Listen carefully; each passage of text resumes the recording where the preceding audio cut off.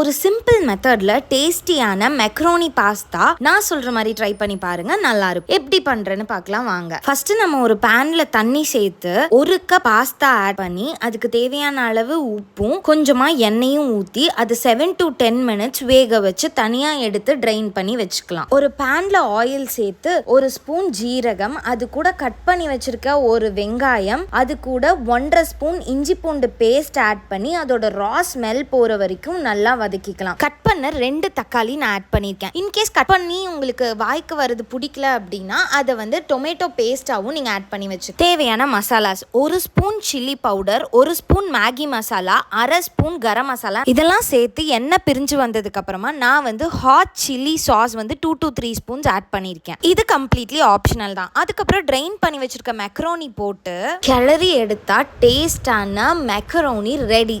Try பண்ணி பாருங்க. Next வீடியோல பார்க்கலாம்.